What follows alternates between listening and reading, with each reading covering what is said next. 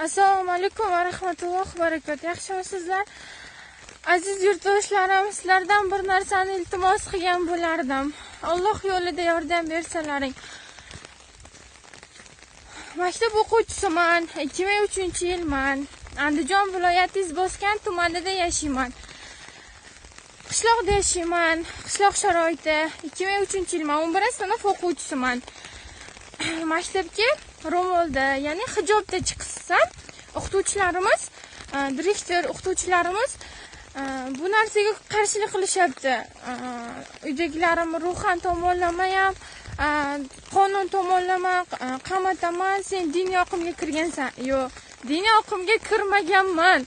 Musulmon qizi borki, boshida ro'mol bo'lish kerak, to'g'rimi? Qo'shilsam, sharoitimiz qishloq sharoiti, juda ham bir chekka joyda yashaymiz. 3 kilometr mana shu yerdan qatnaymiz, ko'rishinglar mumkin. Hozir yomg'ir yog'yapti, hamma yer loy, turpoq. Mana ahvolini qaranglar, mana oyoq kiyimlarimiz ahvolini qaranglar, yomon bo'lib ketadi.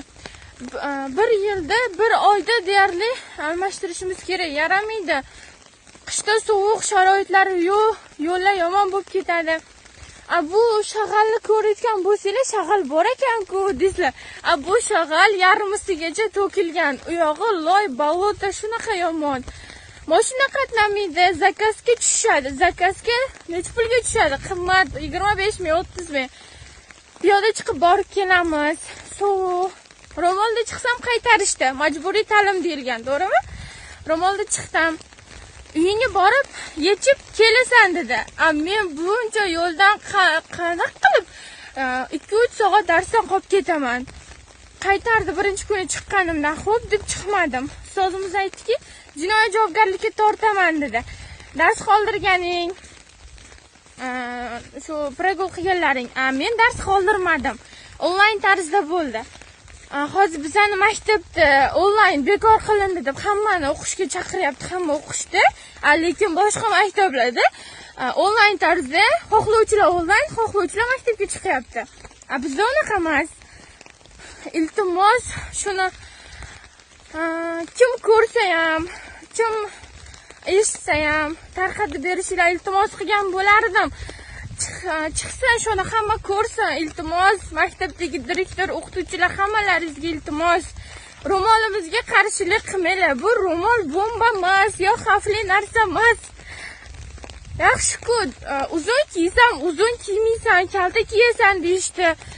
Bolalarning yonida yo'limizni ko'rdinglar, yo'limiz uzoq, har xil odam bor. Kalta kiyib, hammani nazariga tushib, Xudo biladi, orqamdan birontasi kelib, birovni ish qilsa, kim javob beradi? Ertaga o'ldirib ketsa, har xil odam bor.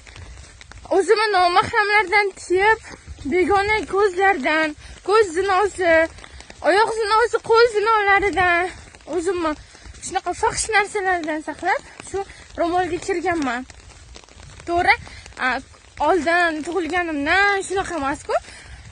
Lekin kirganman. Iltimos yordam beringlar. Shuni YouTube'ga hamma yerga chiqarsalaringiz mayli. To'g'ri, ota-onam ko'rib, akalarim ko'rib jahli chiqishi mumkin, lekin jahli chiqmasin. Iltimos, ro'molimga qarshilik qilishmasin.